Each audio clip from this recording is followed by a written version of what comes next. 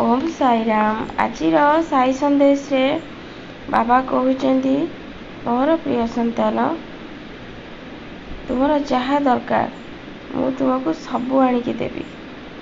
तुम्हें किंतु समय नष्ट करनी संतान। समयर मूल्य बुझ। समय केबे काहाको अपेक्षा करिबनी, से ताहा बाटे चली जीव। तुम्हें किंतु जहाँ करबा पई चाहुच वर्तमान कर। तुम्हें सब बेले अलसुआ हेकी तुम्हें कहूच हाँ आज न हला नहीं मुई कामटा काली निश्चय करी संतान।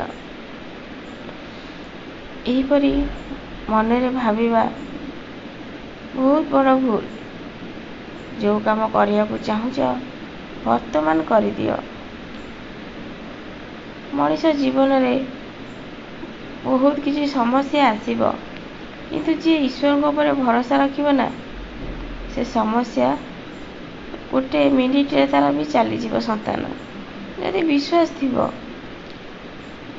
मोर किसी संतान माने सब बेले उदास रहउचंदी, निजको बहुत दुर्बल बोली भावुचंदी। संतान तुम्हें होउच मोर छुआ, तुम्हें केबे भी दुर्बल हेई परिबनी। तुम मन को सब बेले स्वच्छ रख और सब बेले मोर मंत्र को जप कर। तुमको मु सब कष्ट उद्धार करी।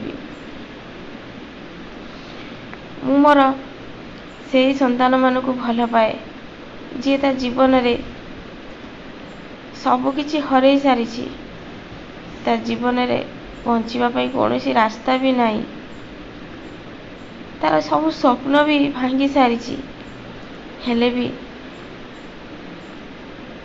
सी जेते बड़े मो पाख को आसे आ हसी दिए बाबा मु बहुत खुशी रे अछि।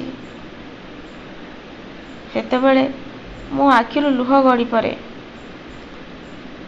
तार विश्वास भल पाइबा एते मो ऊपर ता जीवन रे सब किछि चली जाइछि। ता सत्वे भी सी मते एते भल पाउछि आ मो पाख को आसुछि आ मते केबे दोष भी दौनी। से निजे कहूछि मोर कर्म फल पाई आज मु एमिति कष्ट पाइली आ पुणी जेते बड़े ए कर्म फल मोर दूरे जीव सेते बड़े पुणी मो जीवन रे समस्त सुख फेरी आसीबो। एमिति भक्त मोर महान।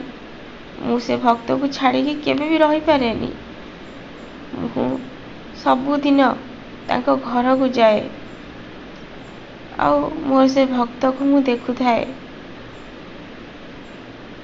ता भलरे मंदरे सब बेले मु सांगरे छिड़ा होइताए।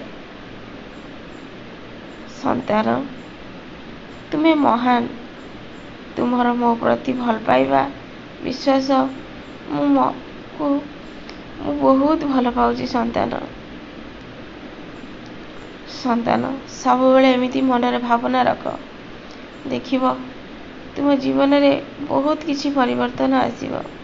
तुम जीवन रे तुम बहुत उन्नति करिवो। मनीष जीवन रे बहुत कष्ट आसीबो।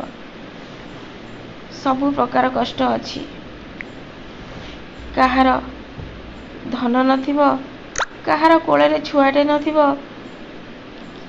ए सब समस्या आसी